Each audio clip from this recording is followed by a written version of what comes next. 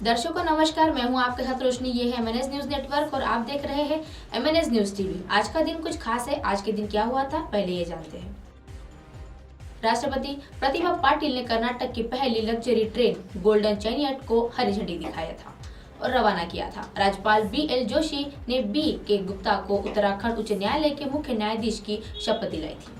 Kenya में शांति स्थापित करने के लिए विपक्ष के बीच समझौता संपन्न किया था और दुबई में शासक शेख मोहम्मद बिन बलात्कार के मामले में 20 साल की कैद। नागपुर नाबालिग लड़की अगवा कर बार बार बलात्कार करने के आरोप में विशेष सत्र न्यायालय के अधिनियम न्यायाधीश शरद त्रिवेदी ने बुधवार को 20 वर्ष के एक सश्रम कैदी को 5,000 रुपए का जुर्माना और जुर्माना न देने पर 1 महीने की अतिरिक्त कैद की सजा सुनाई है।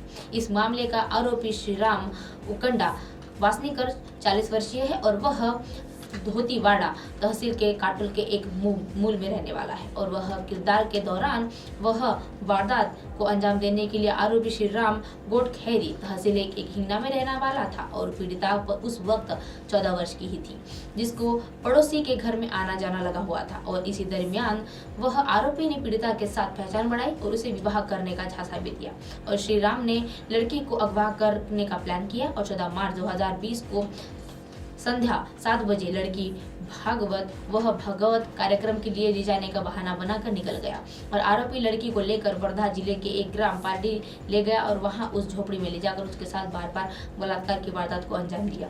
पुलिस ने मोबाइल डाटा से सहारे वह 16 मार्च 2020 को लड़की को खोजा और उसके बाद उस घर वापस लाया और घर वापस लाने के बाद हिंगना के पुलिस उप निरीक्षक JS पवार ने मामले की पड़ताल की और इस मामले में सरकारी की ओर से इस एड सोनाली राउत ने पैरवी की और उन्होंने 13 गवाहों के बयान के बाद ही और अन्य ठोस सबूतों के आधार पर आरोपी के खिलाफ मुकदमा दर्ज किया है।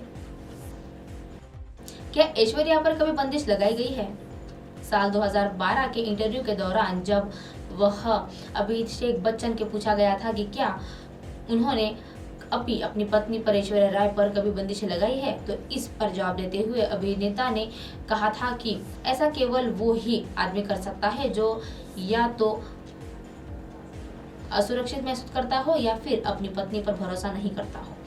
इस इंटरव्यू के दौरान जब अभिषेक को पूछा गया कि कान में अपनी पत्नी के साथ डेट कॉर्पोरेट करना चाहते हैं या कैसा लगा था, और अभिनेता ने इसका जवाब देते हुए कहा था कि उन्हें ऐसा रवैया रूढ़िवादी लगता है और बता दें कि अप्रैल 2007 में अपनी शादी के बाद पहली बार ऐश्वर्या और अभिषेक बच्चन ने मई 2007 में कान फिल्म समारोह के साथ एक साथ उपस्थिति दर्ज करवाई थी और अभिषेक ने साल 2012 में इंटरव्यू में कहा गया था कि अगर कोई पुरुष अपनी पत्नी को रोकने की कोशिश करता है तो वह इसके दौरान कारणों हो सकता है और पहला वह सुरक्षित है और दूसरा वह उस पर भरोसा नहीं करता है। ऐसे एक सुरक्षित व्यक्ति हूँ जो मुझे अपनी पत्नी पर पूरा भरोसा है और फिर मुझे कोई परेशानी क्यों होगी, वो सिर्फ अपनी पत्नी को क्यों।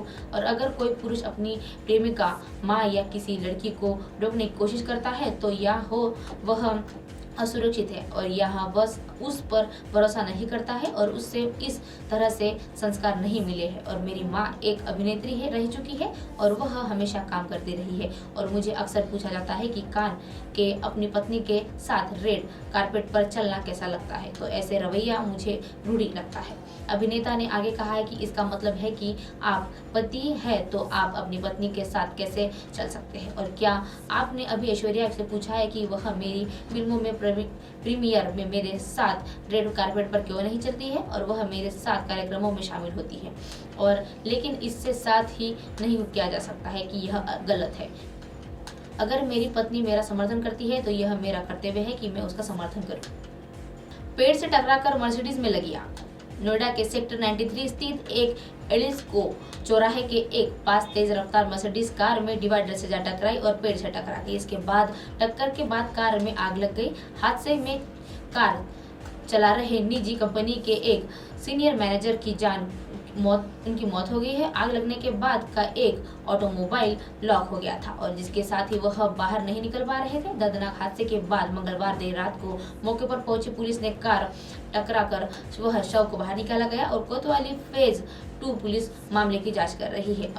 ADCP विशाल पांड्या ने बताया है कि रोहिणी नई दिल्ली की निवासी अनुज की रहने वाली है और एक ट्रेडर्स बनाने के वाली प्रसाद में फैक्ट्री में एक काम करती थी। कंपनी की सीनियर मैनेजर भी थे और नोएडा में सेक्टर 168 में वह भी उनका घर है।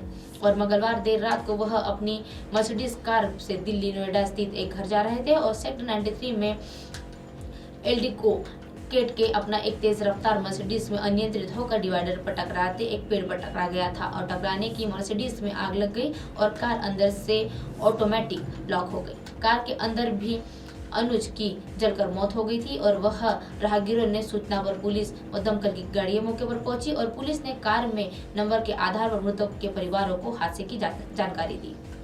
अब आप हमारे चैनल को अपने मोबाइल पर भी देख सकते हैं। मोबाइल ऐप पर देखने के लिए प्ले स्टोर से MNS news TV app download करें।